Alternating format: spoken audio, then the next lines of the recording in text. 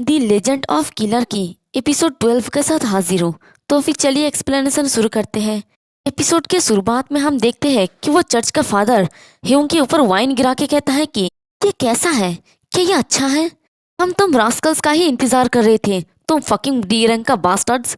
तो उसके इस हरकत की वजह से ह्यूंग को काफी ज्यादा गुस्सा आ जाता है और उसे जो कॉइन दिया गया था उसे अपने दांत से काटते हुए कहता है कि हमेशा कुछ रियल इडियट्स होते हैं जिनके पास सिर्फ 2020 ही दूरदृष्टि है और वो कचरे और चॉकलेट के बीच में डिफरेंस जाने बिना ही बात करते हैं।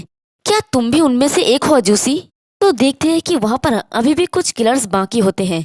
तो जे और ह्योन फाइट के लिए बिल्कुल रेडी होने लगता है और जे कहता है कि हमें अपना पूरा ताकत लगाकर तुमसे लड़ना होगा, है ना? हम तुम पर सिर्फ इसलिए इजी नहीं होंगे क्योंकि तुम बूढ़े हो गए हो। तो ह्योन भी हंसते हुए कहता है कि तुम बहुत माइटी एक्टिंग कर रहे हो क्योंकि तुम्हारा बी रैंक है, लेकिन तुम्हें पता होना चाहिए कि ये दुनिया क्रूर है। तो उन लोगों की बातें सुनकर उस फादर के दो चमचों में से एक कहता है कि ये बास्टर्ड बहुत ही ज्यादा हंसाने वाला है। तो दूसरा वाला कहता है कि तुम्हें बिल्कुल भी पता नहीं है कि बी रैंक होने का क्या मतलब है। तो ह्यूंग कहता है कि ऑफ कोर्स हमें पता नहीं है, आफ्टर ऑल हम डी रैंकर बनने के लिए पैदा नहीं हुए हैं। और ह्यून बड़ी तेजी से उस चमचे के ऊपर अपने किक से अटैक करता है, लेकिन वो चमचा भी किसी से कम नहीं होता है। वो बड़ी तेजी से उसके अटैक को डॉच कर लेता है। तभी वहां पर जे भी आ जाता है और वो उसके ऊपर पंच मार के कहता है कि याद रखो हम डोगो ब्रदर्स हैं जो एस रैंक डिसाइपल्स बनेंगे। लेकिन वो चमचा उसके उस अटैक को भी डॉच कर लेता है। तो ये देख के जे कहता है कि ये अजूसी एक बी रैंक के लिए परेशानी वाला है। मुझे लगता है कि हमें बेवकूफ़ी करना बंद कर देना चाहिए। और वो दोनों ही बड़ी तेजी से उसके ऊपर अटैक कर रहा होता है, लेकिन ये चमचा भी किसी से कम नहीं होता है। वो उनके सारे अटैक को डॉच कर रहा होता है या फिर ब्लॉक कर रहा होता है। तो उन लोगों को इस तरह से फाइट करते हुए देखकर बाकी के किलर्स कहता है कि वो लोग तो काफी अच्छा है। क्या वो दोनों सच में बच्चा है? वो लोग तो डरे हुए भी नहीं है, भले ही वो सीनियर के खिलाफ है। और यूना भी उन दोनों को देखकर हैरानी से सोचती है कि डोगो ब्रदर्स तो काफी ज्यादा अमेजिंग है। क्या उन्होंने अपना कॉन्फिडेंट हासिल कर लिया? जब वो पार्क संडो के खिलाफ लड़ रहे थे तब की तुलना में वो बहुत ज्यादा ही स्ट्रांग लगा। और वो चमचा उन दोनों से बचते बचते एक बेंच के ऊपर आ खड़ा होता है और हैरानी से अपने मन में कहता है कि क्या वो छोटा लड़का कहाँ पर गया? बट तभी देखते हैं कि बेंच के नीचे से उसकी दोनों पैरों को कोई पकड़ लेता है और वो जब पीछे की तरफ देखता है तो वो ह्यून होता है। और ह्यून हंसते हुए कहता है कि क्या तुम मुझे ढूंढ रहे थे? तो उसे यहाँ पर देखकर वो चमचा सोचता है कि क्या वो यहाँ पर कब आया? तभी ह्यूंग चिल्ला के कहता है कि जे। इसी के साथ जे अपने दोनों मुक्कों को बांधकर उस एक जंप लगाता है उसके ऊपर अटैक करने के लिए। ये देख के वो चमचा भी काफी हैरान हो जाता है। बट दूसरे ही सीन में देखते हैं कि ह्यून के चेहरे के ऊपर खून गिरा होता है और वो चमचा कहता है कि क्या तुम लोगों ने पीटर जैसा बनने का सपना देखा है?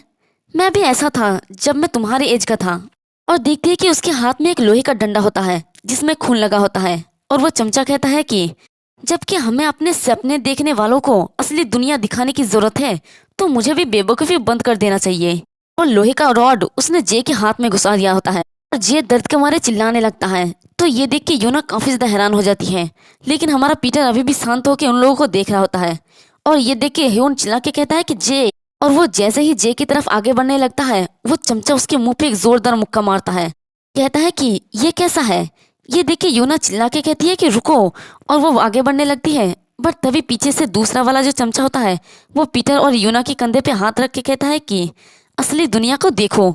इसके बारे में बताया जाता है कि ये ग्लोरी किलर्स का डायरेक्टर है जंग। इसका रैंक है बी और ये 33rd नंबर प्लेस पे है और इसका स्पेशलिटी होता है ग्लाइड करना। अब ये क्या है तो आगे पता चलेगा।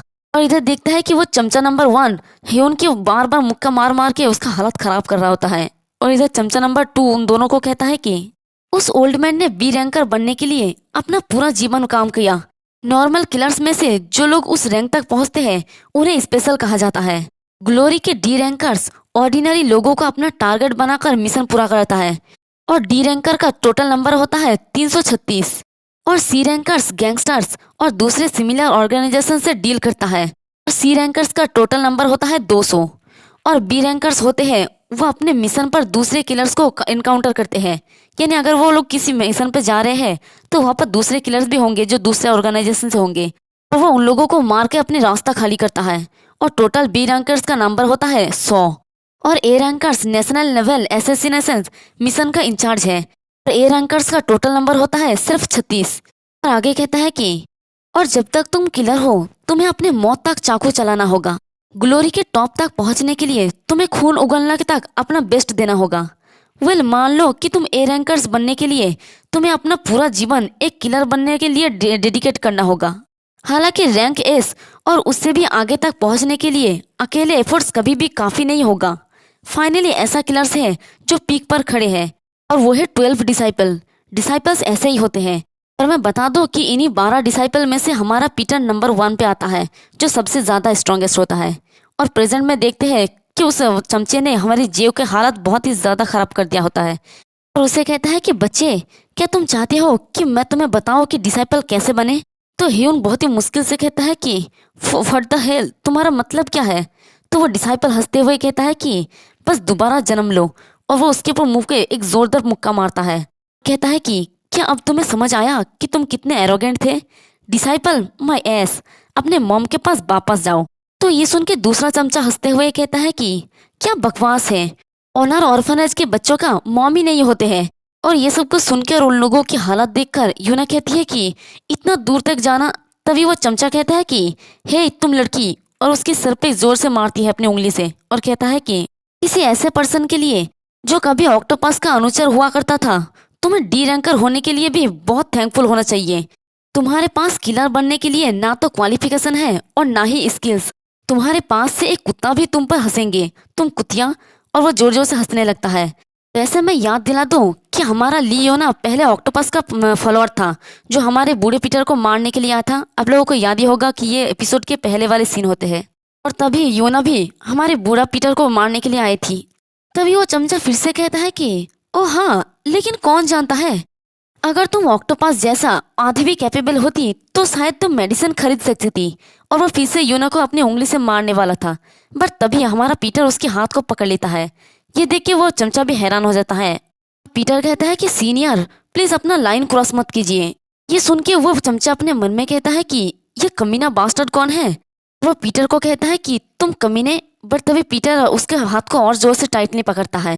तो वो चमचा चिल्ला के कहता है कि क्या तुम मेरे साथ फाइट करना चाहते हो। तो पीटर कहता है कि नहीं। और यहीं पर हमें एक पास्ट का सीन दिखाया जाता है जहाँ पर वही अंधी लड़की, इसका नाम मैं भूल गई हूँ लेकिन इसे पहले एपिसोड में दिखाई गई थी, जिसके पास हमारा पीटर यंग होने के बाद हेल्प के लिए आया था। तो वो पीटर के कॉलर पकड़ के चिल्ला के कहती है कि आप अलग नहीं हो सकते सन भाई। देखो न्यू बाई किलर किम सोंगू, क्या ये कोई सेंस बनती है कि आपने एक ए रैंकर की पार्क संडो को हराया है।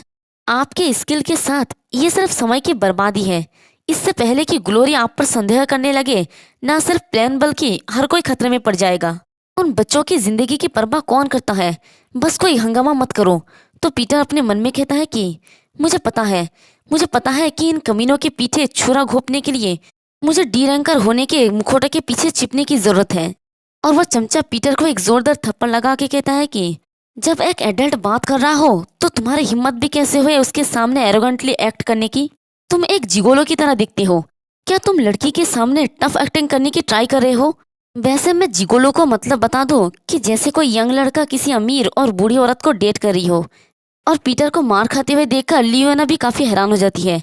तभी पीटर कहता है कि आप जितना चाहे मुझे मार सकते हैं। ये सुन के वो चमचा कहता है कि क्या। तो पीटर कहता है कि बट प्लीज उन्हें हॉस्पिटल ले जाने दे मुझे। पहले एक बेहोश हो गया है और दूसरा बहुत ज्यादा घायल है। आप भी जानते हैं कि अगर मैंने उन्हें हॉस्पिटल लेके नहीं गया तो उनका लाइफ डेंजर में पड़ जाएगा। और डिसाइपल के विषय में हल्के में बात कहना भी साहस मत करो।